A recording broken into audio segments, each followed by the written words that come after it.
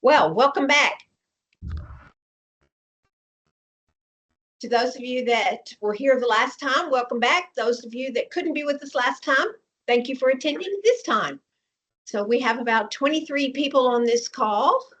That's good today, a few less than last time, but it looks like we've still got a good mix. I see several department chairs and faculty from all of the different departments, so yay. So we're going to start off today by talking about self-motivation. One of the biggest debates in higher education is intrinsic versus extrinsic motivation. How do we motivate our students? What's the best way to get them to read the book, complete their assignments, come to class on time, come to class? So what are some of your ideas? What are some of the things that you do in your classrooms to motivate your students to do the things they need to do to be successful in the classroom? Anybody? All right, we can raise our hands. I'll say something. Okay, Carl. I like to use extra credit opportunities as a sort of a carrot on the stick sort of motivation.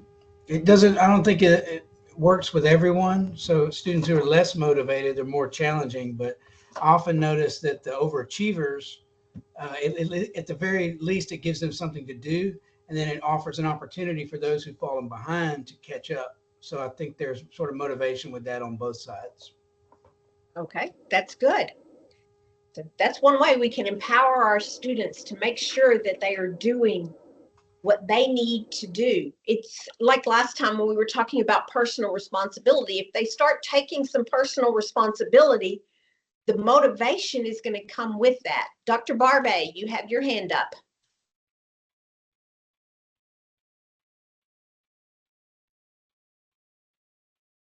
Dr. Barbay. Dr. Barbay, you're muted. She's still muted. Okay, now can you hear me? Yes. Okay, wonderful. One thing that I use to wake up students' motivation is to help them to see it's to their advantage to complete the assignments, to read the textbook, because I have talked to other teachers who tell me, oh, it's so horrible. My students are not motivated.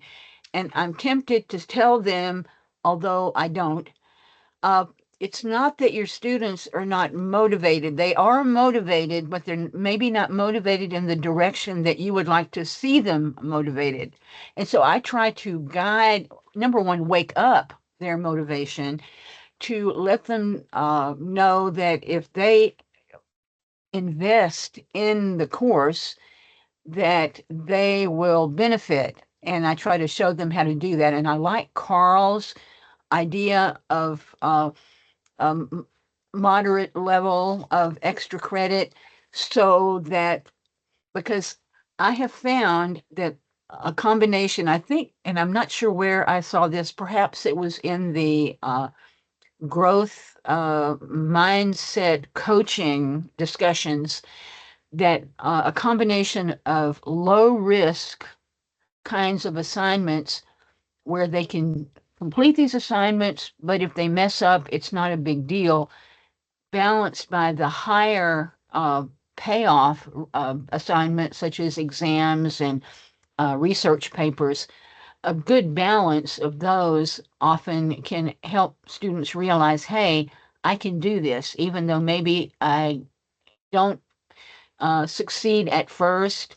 I give them many opportunities for success as the semester continues. That's great. And you're right, that does come from the growth mindset coaching.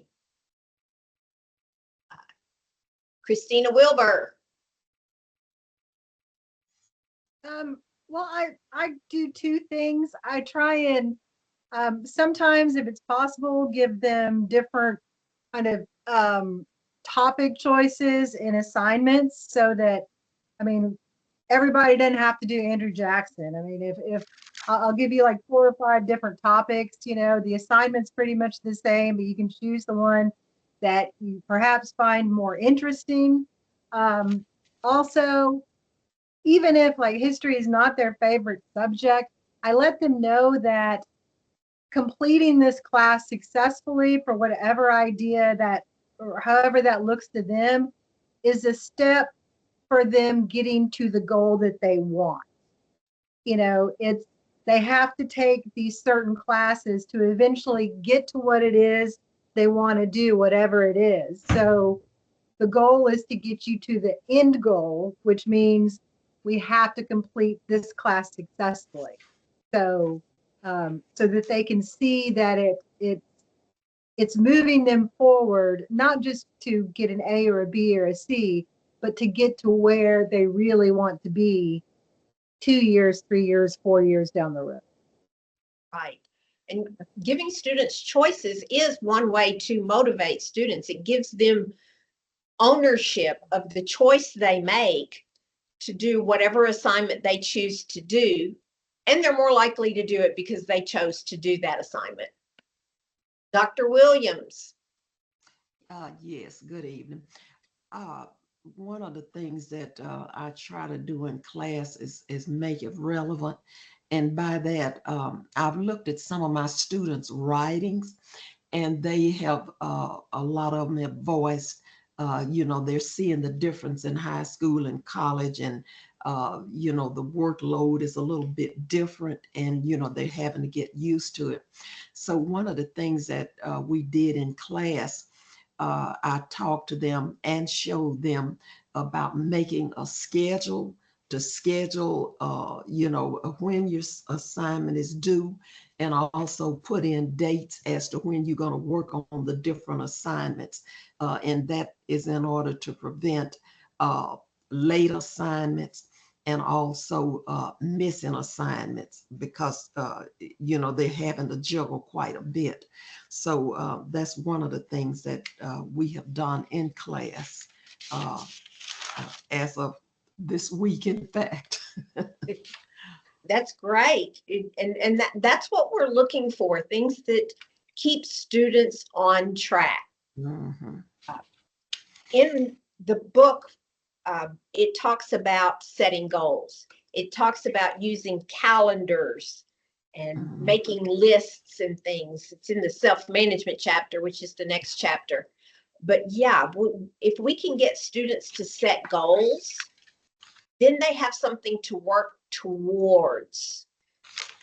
And setting short-term goals as well as long-term goals is very effective in motivating them. If they have small successes, as Carol was talking about, small assignments, if they set a small goal of, turning in this paper 2 days ahead of time, or that assignment on time where they've been perpetually late, it will help them to have more motivation. When you feel successful, you are more motivated to keep doing the things that you have been doing. Caitlin.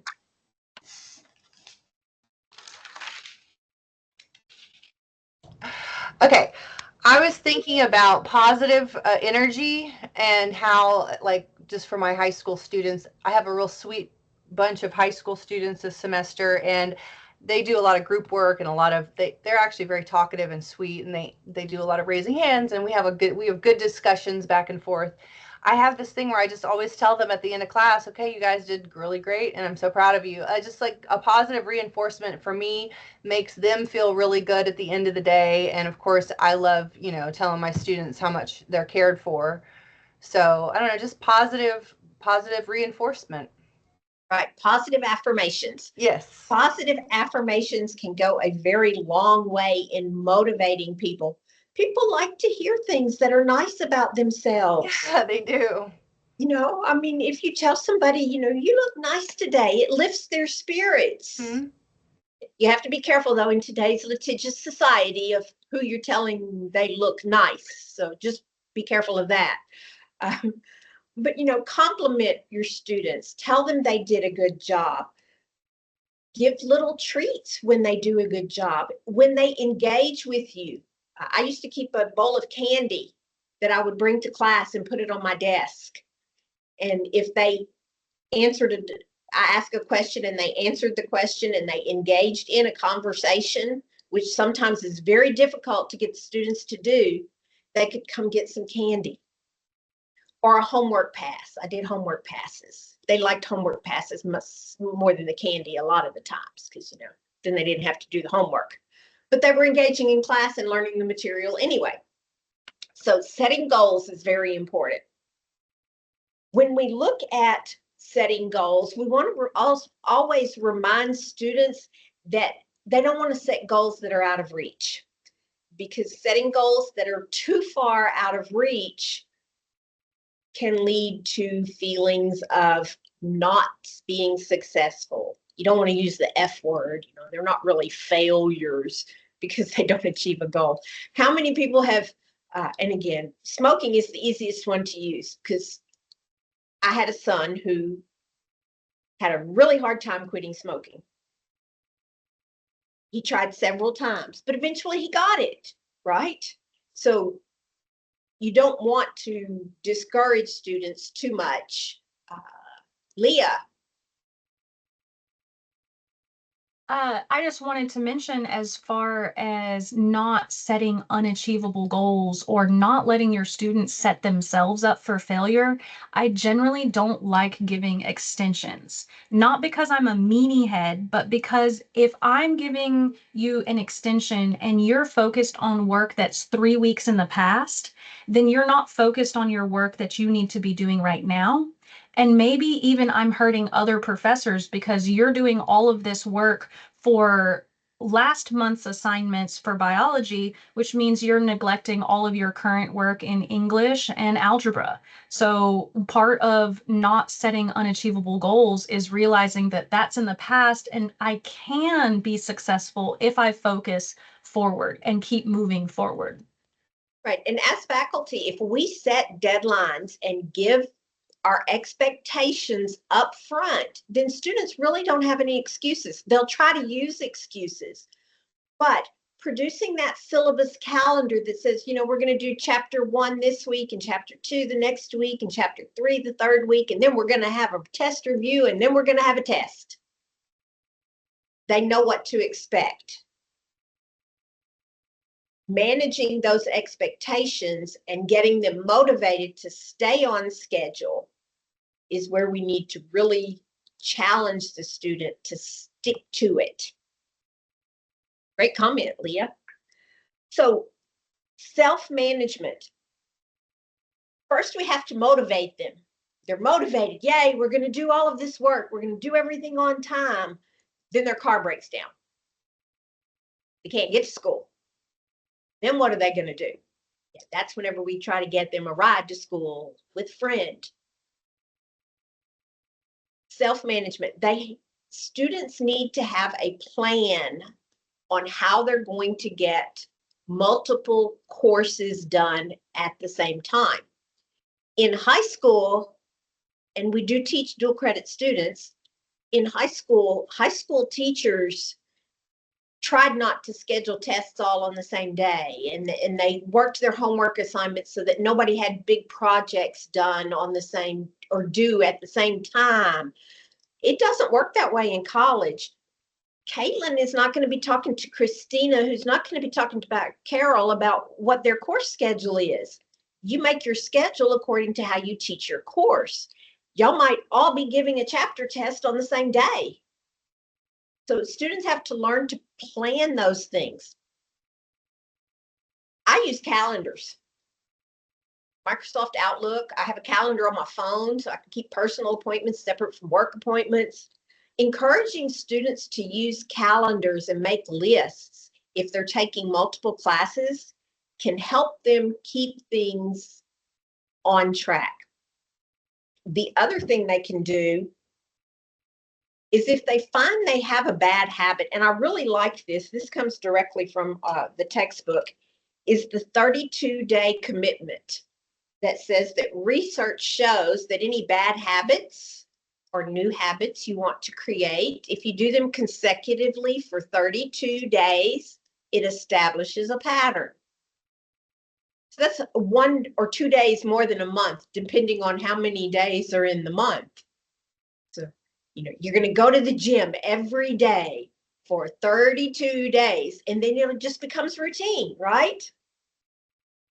Yeah, at least for a few months, and then something happens and you can't go. And so, but again, you get the picture. We need to create this kind of self-management, getting students to take personal responsibility, be motivated, and then manage their time effectively to be able to complete their assignments. Part of that goes back to perseverance, and the on-course textbook has a whole section on perseverance and grit and developing grit. I don't want to talk too much about that because that was the whole growth mindset coach book, was grit and how we could develop it. And hitting pause went back to grit, and how if you take a small break in the middle of a lesson to review what you've done, it builds that energy within the classroom. So in order to accomplish self-management and be successful in college, what are some of the things that a student can do that will help them be successful? Dr. Williams? Oh, okay. I don't want to be redundant, but one of the things that I've been doing with my students, and I think is effective, well, and to pull them in at first. For instance, you were mentioning about the scheduling and so on. I found a video that I showed my class, and it's called, how to get more done and waste less time. And I allowed them to view it. And it's a matrix system, just like we have, on the what's important and what's not important and what's urgent and so on. But only it has to do with, how you arrange your schedule and schedule the different things out. So they watched that, and then we talked about, what is important to you as a student and how you can apply this. What's urgent, what does that mean? And, they were able to give some examples about that. So again, it's tying it into, what they're facing right now and how they're relating to it in college versus high school. And I think, that kind of grabs their attention when they can understand that. And so that's one of the things that we're doing. Also, I like that 32-day commitment also, and that's something that we're getting ready to do in the weekly calendar. They're going to be doing a weekly calendar, and it's going to be based upon what they're doing in school and out of school, so we can get a picture of that and talk about it. So those are just some of the things that. Yeah, that calendaring is very important. My granddaughter is in the 7th grade, and between volleyball, cheerleading, church activities, student council, I was never that busy in 7th grade. She's got a calendar, and every day is filled up with stuff. It's amazing what some of our junior high students are doing. Again, she's in all AP classes, but she's doing really well. The calendar helps to keep her motivated. It keeps her on track, and she's successful. In the on-course textbook, it says regular planning and carrying out of purposeful actions builds successful students. Dr. Barbay, you have your hand up. Yes, one problem that I have found students in my classes sometimes suffer from is procrastination, putting things off that they could do today until, oh, I'll get to it tomorrow.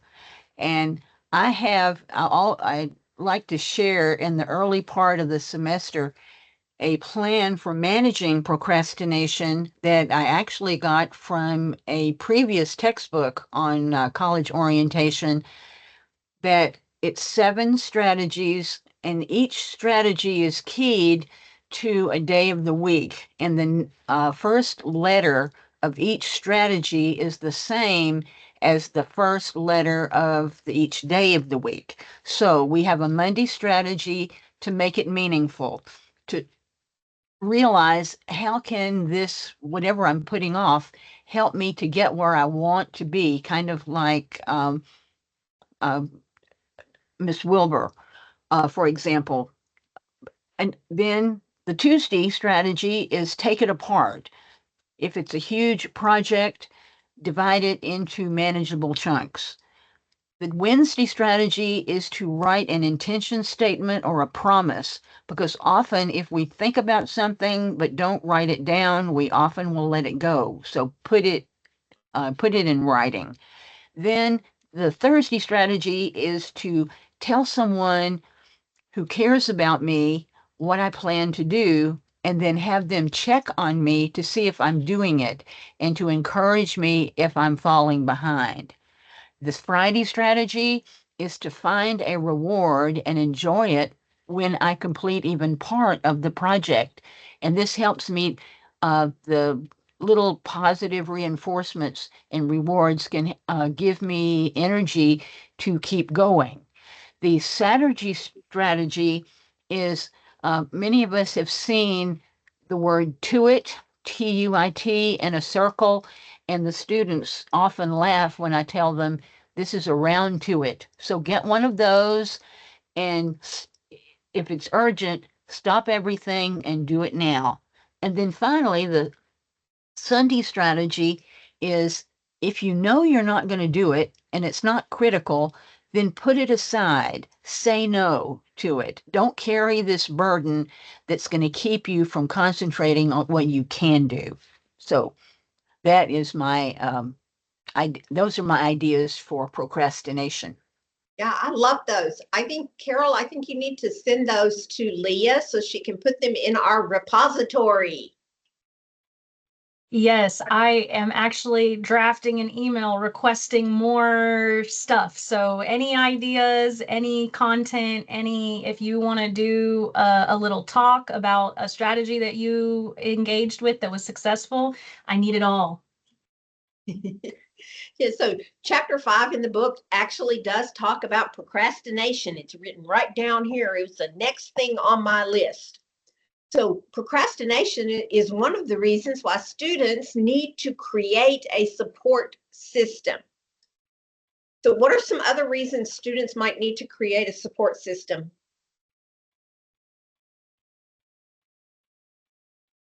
Leah? Well, many of my students may not have a strong support system at home. So we have to help them create their own support system because we also are not going to be with them in a few years. So instead of being a support for them, which is also very important, it's essential that they learn to be able to identify others that they can trust. Many of them don't have that skill and they don't have somebody at home that they can trust to help them. Good point. Dr. Williams? Yes. As far as the support system, they need that for like student moral support. And also, it will help them to learn to work in a group as a team if they get involved with other students. It may be something that they don't understand, but somebody else in that group would understand and be able to help them with that. And that includes a lot of teamwork. Now, they have to be taught how to work in that group and in that team to benefit from it. So what we do is designate one of the things that we've done in class before they start with that is designate who does what. Who's going to be the reader, who's going to be the timekeeper, who's going to keep us on track, and so forth. But it teaches them some skills that they're going to use outside of college. I tell them this is something you always going to work in a team. If you're in a sorority, if you're in some group, if you're in a church group or whatever. So this is a good place to start learning. So, that's what we do. Yeah, so what many of you may not know about me is that I'm a huge Calvin and Hobbes fan. I have every book that Bill Watterson ever wrote about Calvin and Hobbes. And there is a fabulous cartoon in the textbook on the on-course textbook where Calvin has a question for his teacher.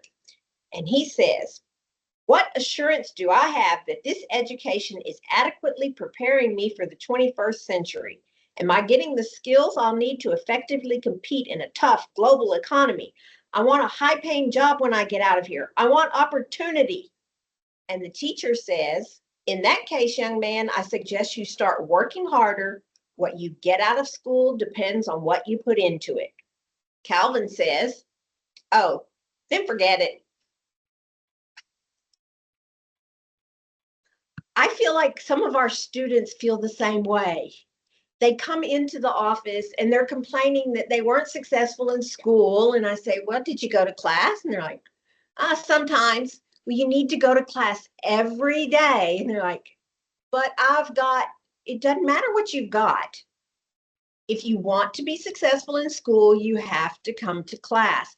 And that's where setting priorities and finding the motivation to be able to get where you need to be is helpful.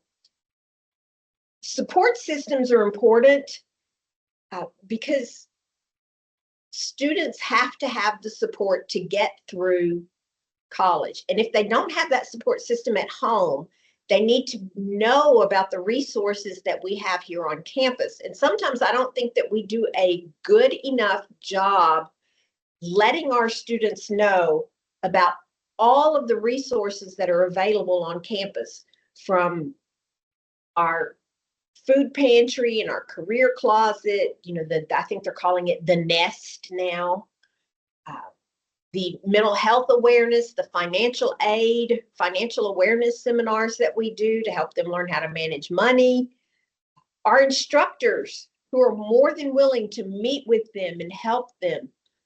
There was a scenario in the book where the student never visited his instructor, but was disappointed when he didn't pass the class.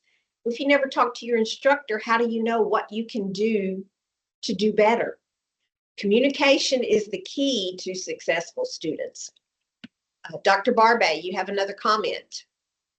Yes, speaking about motivation, like to share a Calvin and Hobbes comic, well, a strip.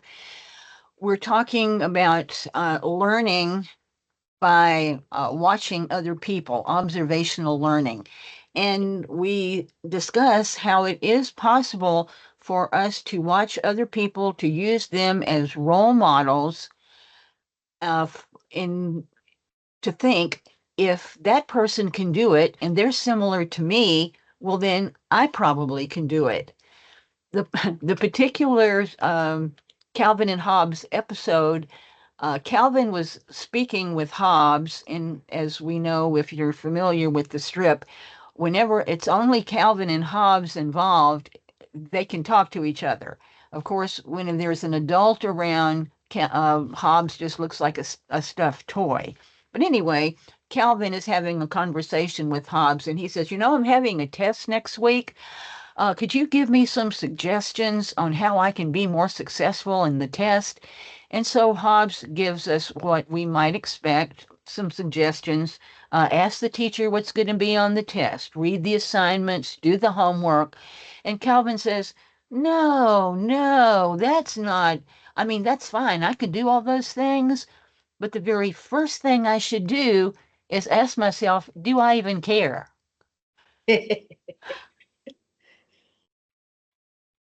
And that's what students need to ask themselves. If they're not here to learn, if they're not here, and that goes back to setting goals. If they don't have a goal that they're working towards, why are they even here? That's a rhetorical question. Okay. So interdependence. So interdependence is chapter 5, and it talks about successful students develop mutually supportive relationships, recognizing that life is richer when giving to and receiving from others. So again, developing that support system, being able to talk through issues with students, talk about assignments, how are you going to do this? And maybe we should try that. Strengthening relationships with active listening. How many of you practice active listening? Anybody? Anybody I know am what actively listening right now. Good job, Leah. Yeah, there are actually 4 steps to active listening when you're working with someone. You want to make sure that you're listening to understand. And sometimes listening to understand is just eliminating all the distractions. I find myself, I've gotten into a habit more recently of when someone comes into my office, I lock my computer so that I'm not distracted by the emails that are popping up and the things that are going on my computer, and I can focus on the person that's sitting in front of me and actively listen to what they're saying. The second step is to remain silent. You have to give the other person an opportunity to talk. If you're doing all the talking, you're not doing any listening. If you don't give them the opportunity to get everything out that they want to say, then you're not actively listening. Always ask the other person to expand or clarify if you're not sure what they mean. You want to be very clear on what they're talking about. And then reflect on the other person's thoughts and how the thoughts are affecting their feelings before you reply. Now, that's a whole lot of stuff to do before you reply. But there's ways that you can talk to a person while still thinking, right? We do that all the time. You think about what you're going to be saying next. So you can be processing some of the information that you listened to while going through the normal things that you need to be telling the student about due dates or motivation or just some standard inspirational quotes that you have for the student to keep them involved in what's going on. Any comments on active listening?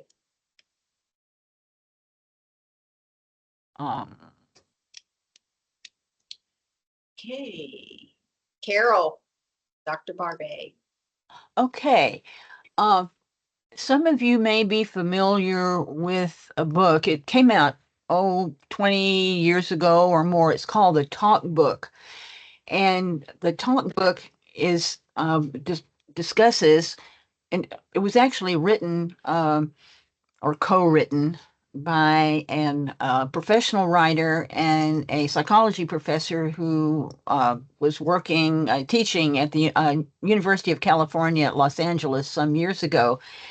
And some of these conversational skills actually overlap with what you were mentioning in your active listening recommendations.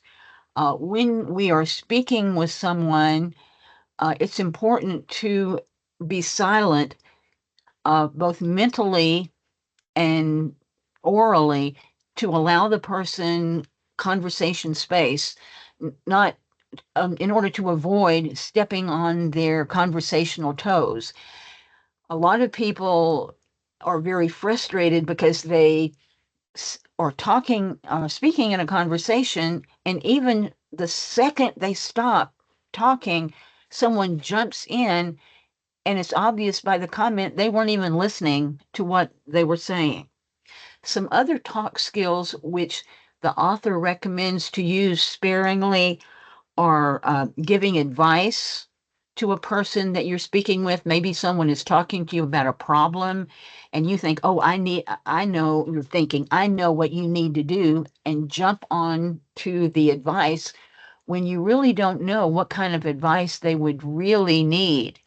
Another type of talk skill that we need to be careful about is interpretation, where a person says something and we can say, well, by saying that, do you mean, and then go into a questioning kind of mode rather than saying, oh, well, what you mean is, and telling them something that they mean when they may not mean that at all. And then another very important talk skill is risky self-disclosure. When you're speaking with someone and maybe they're talking to you about a topic that's maybe even a problem that's important to them and they're working on it, you can, instead of saying, oh, I know what you should do, or giving them advice, or what you mean is say, I have been in a similar situation, and what I did was, and offer that tentatively to give them space to consider what you said. So those are some things that I would put into an active listening type of conversation. Right. And we always have to remember that students are entitled to their feelings. We can't control what or how people feel. And we have to acknowledge that if they say something that they're feeling, uncomfortable in class, or that they're struggling, they have the right to those feelings, and we have to acknowledge that they have the right to have whatever their feelings are. Sheila, you've got your hand up. Yeah, for active listening, one of the projects I do is that I have the students, I have one student who gets up and has to tell them how to draw something. The students are not allowed to ask any questions. The person who's doing it cannot repeat themselves. And then you see at the end how frustrated all the students are because they couldn't ask any questions. And then you look to see what they've drawn, and then you show them what it should have looked like. And then the second time, what I do is I talk to them about feedback. You've got to actively listen. And then also with feedback, being able to speak to one another, we can resolve issues. So then we have another picture, and then that person can answer questions and repeat themselves. So it's active listening, but it's also feedback, and how we don't always give the best instructions when we think we are. And so it's a way of the feedback helps with the active listening.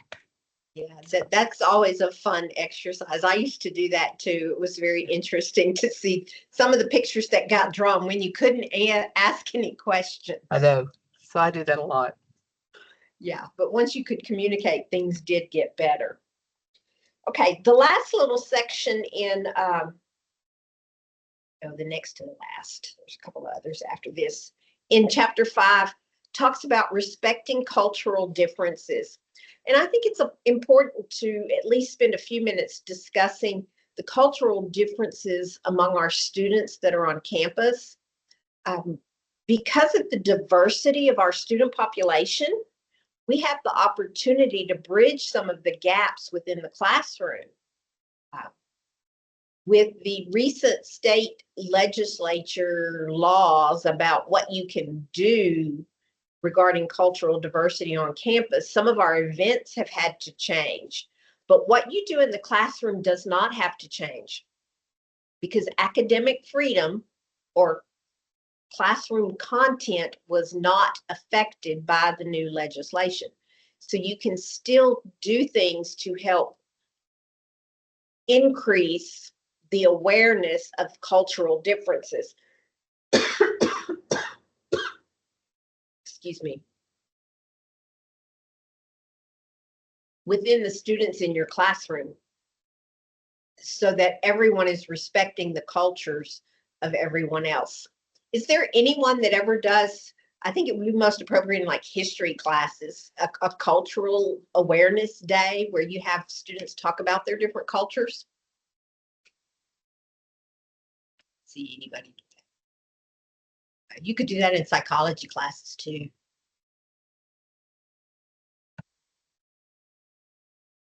Charlie? Yeah, I was going to share. Lois just chimed in too, and that we do that in nursing, and we often do it in our cultural day, to where we have the students share. Sometimes they share, they may come dressed in cultural attire. Sometimes they may bring foods that are common foods within their culture. And we make it a day where they become very aware of the different cultures, because in healthcare, we often deal with a wide variety of individuals. And so being aware of what's a norm to them is very important. So we are, of course, approach them very non-judgmentally and very accepting. So that is something that we commonly do. And it's always a favorite day. The students really get into it and love sharing a lot about their cultures. And it becomes important for us as faculty to make sure that we're aware of some of the cultural norms. Back many years ago, whenever I was a clinical instructor, that I had one particular student that kept making the same mistake over and over and over again. And so, you pull them aside in a quiet place to talk to them, it was a male, about you can't keep doing this same thing over and over again. And the whole time I'm talking to him, he's looking down at the floor, and I felt so offended. I learned afterwards that that's a sign of respect in his culture, that if he had looked me in the eyes, that would have been disrespectful. And so that changed the whole tenor of that conversation. So you have to remember to respect the cultures of others. And if you're not sure of something, ask. And that's what I did. I talked to people after, because I had several Vietnamese students, and I talked to one of the females, and I'm like, okay, I have a personal question. And she explained it all to me. And so now I'm much more culturally aware of how the Vietnamese population responds to authority figures, because that's what I was. So yes, we must teach our students that cultural differences are key to achieving success. You have to know what those differences are, and you have to respect those differences. Okay, so after cultural differences, mentoring. So, Dr. Barbe, you have your hand up again?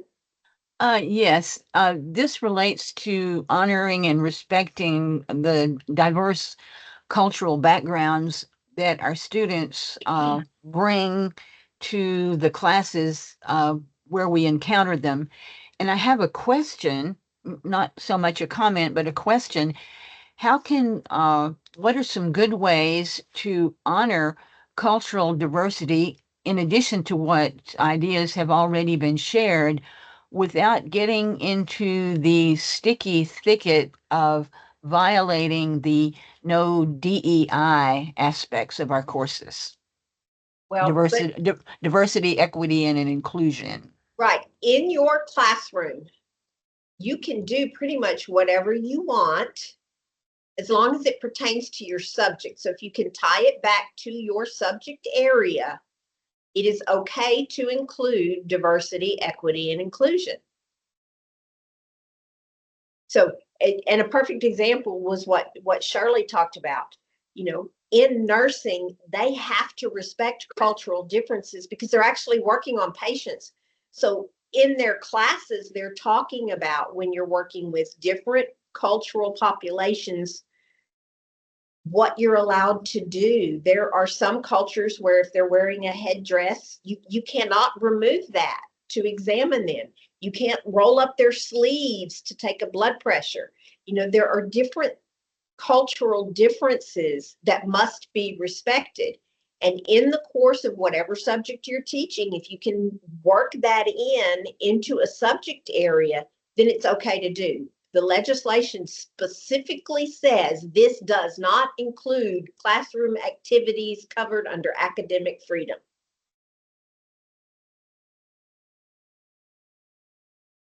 So another way that students can become interdependent is working with a mentor. Now, a mentor, again, someone typed in the comments, I can't remember who it was, let's see, talking about peer-to-peer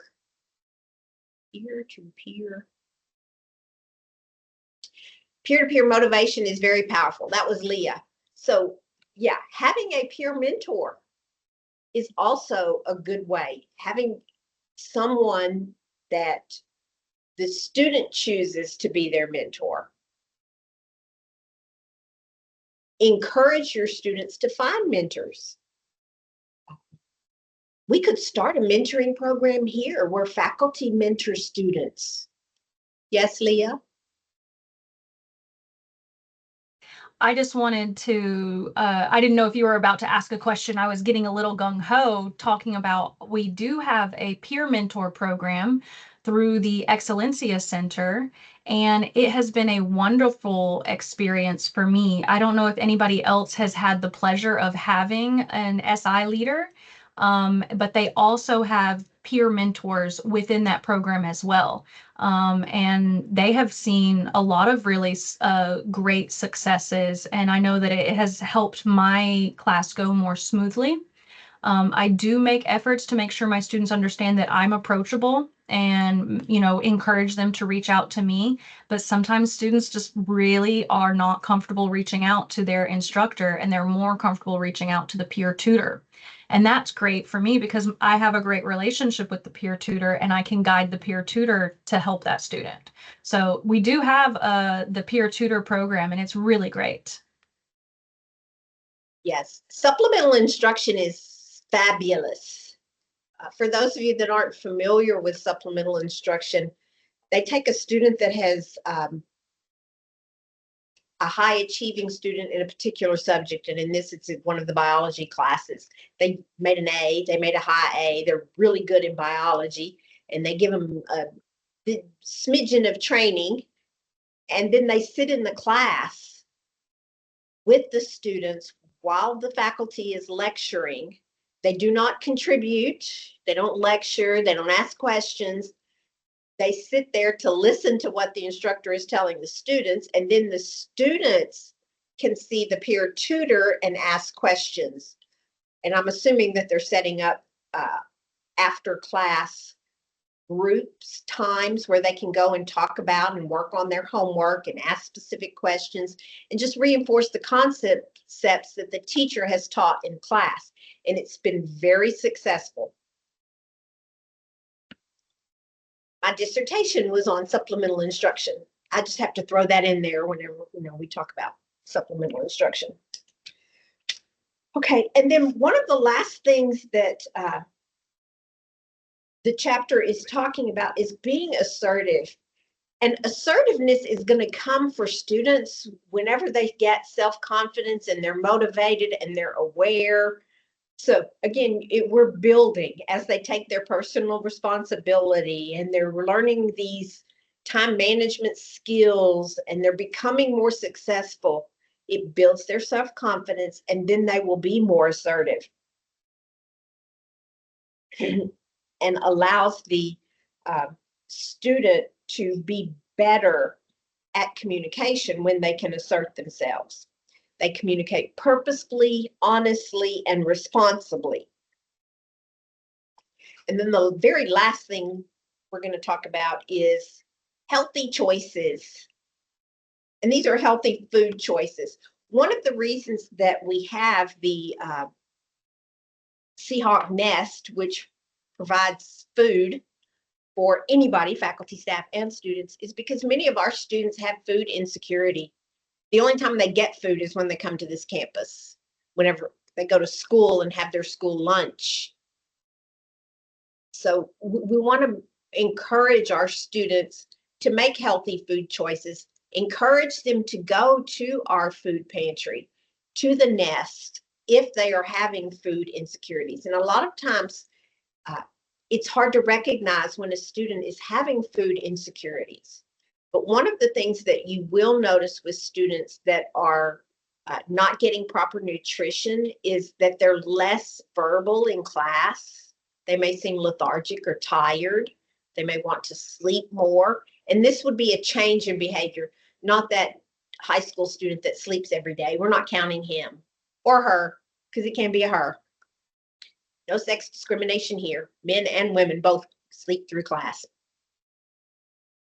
We want to be on the lookout for students that have food insecurities and that may need assistance with some food choices, and being able to go to our Nest where there are some healthy food options. They have protein bars in there, and then they bought some refrigerators so that they now have vegetables and fruits that are refrigerated up there so that students can get a more balanced diet. Again, these are all resources that we have here on campus to help our students do what they need to do and be successful while they're doing it. So we're coming to the end of our hour. We're at 53 minutes. Does anyone have anything else they want to discuss? Anything they want to add?